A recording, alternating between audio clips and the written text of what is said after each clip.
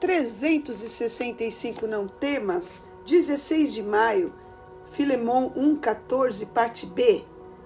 Para que o teu benefício não fosse como por força, mas voluntário.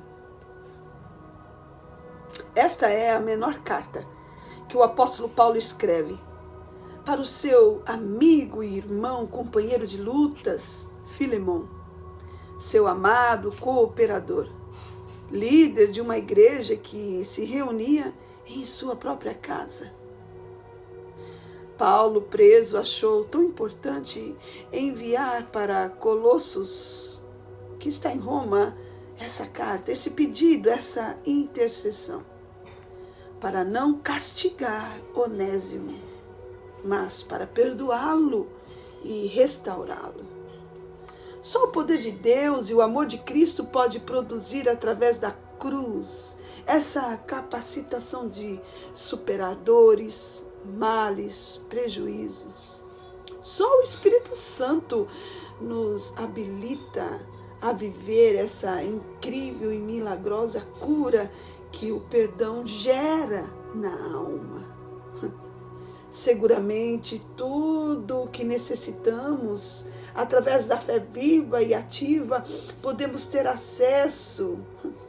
Está disponível a todos os filhos de Deus, porque essa é a herança que Jesus Cristo conquistou lá na cruz. Os recursos estão aí para nós.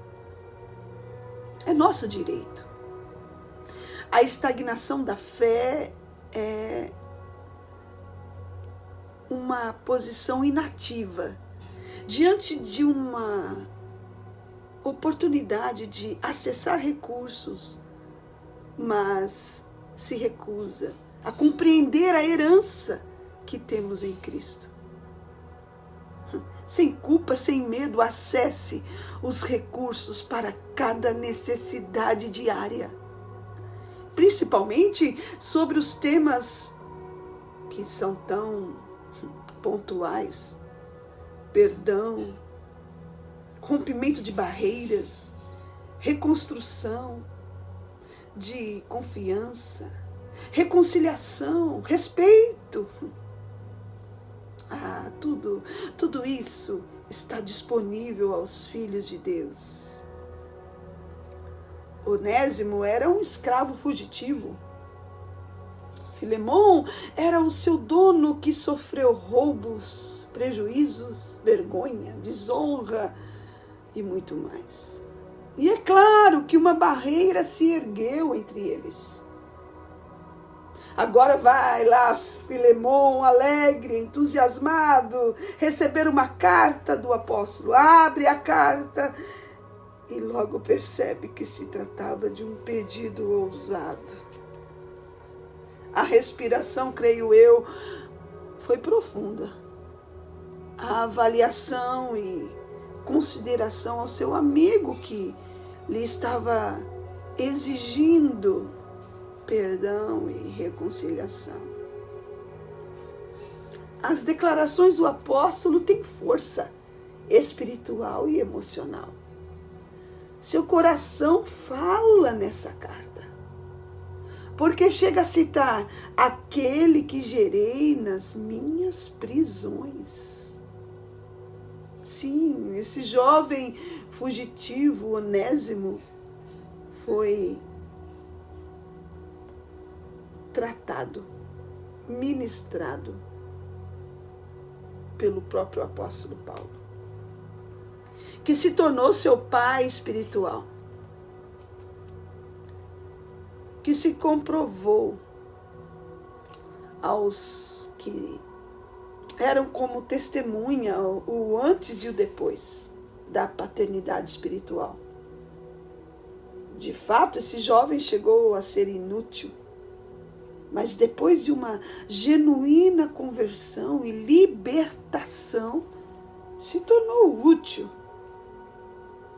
Então agora o pedido respeitoso a Filemon é que a sua boa vontade, sua obediência, seu perdão e reconciliação fosse sincero, sem rancor, sem dor, não por força, nada forçado ou simplesmente pela obrigação de obedecer, não, mas pela graça, pela aprovação divina, uma restauração espontânea. O apóstolo estava com aquela carta, preparando o caminho de volta de Onésimo. Ao findar a leitura, creio eu que Filemon, guiado pelo Espírito Santo, depois de um profundo suspiro, suas palavras aos seus familiares que estavam ali na expectativa, o que foi que Paulo escreveu? Quais são as novidades? Quais são as direções? Ele diz aos seus: não temas, não temas. Onésimo está voltando para casa, já não mais como um escravo ou servo, está voltando como nosso amado irmão. Visualizar essa cena desta casa que era uma igreja e que agora tem um tema para reflexão dos propósitos divinos sobre as questões mais difíceis da vida, que é o perdão e a reconciliação. Responder à ação viva do Espírito na igreja primitiva, viver esse poder de Deus, essa maravilhosa graça que só o sangue de Cristo pode cobrir todas as falhas e transgressões humanas, deve ser algo presente e vivo para todos os cristãos. Essa carta tão pessoal, mas inspirada pelo Espírito Santo, foi necessária revelar a nós todas essas grandezas que nos encorajam. O apóstolo Paulo diz: recebe-o como a mim mesmo. Uma frase pequena, tanto como a carta é, porém altamente comovedora. Eu me emociono que a nossa fé, nosso amor seja caloroso, generoso, permitindo que as queixas passadas sejam apagadas. Não sabemos com exatidão se Onésimo verdadeiramente chegou a retornar para Roma.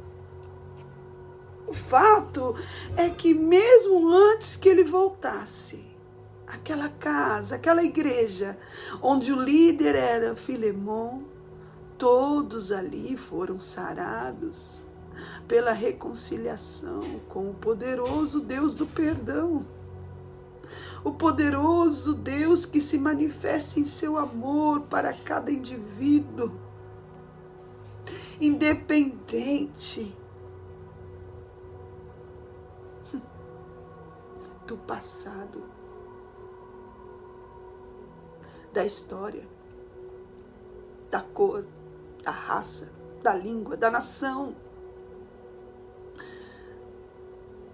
O Senhor oferece perdão para todos. E naquela casa, através daquela carta, todos foram livres. Cristo na cruz escreveu uma carta, aleluia, não com caneta de tinta vermelha, mas com o sangue vermelho, como carmesim, o sangue poderoso, o seu próprio sangue. Intercedeu por nós, o Deus Pai nos perdoou através dessa carta que Cristo escreveu na cruz. Nos reconciliou antes mesmo que voltássemos para casa. Agora reconciliados com Deus através de Cristo. Não sou eu mais Onésimo. Não somos mais Onésimos, escravos. A nossa dívida foi paga. Aleluias.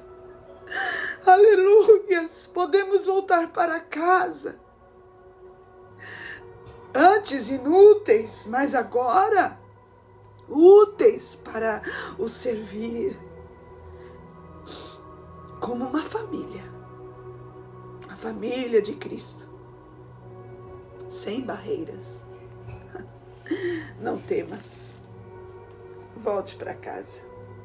Cristo já nos reconciliou com o Pai.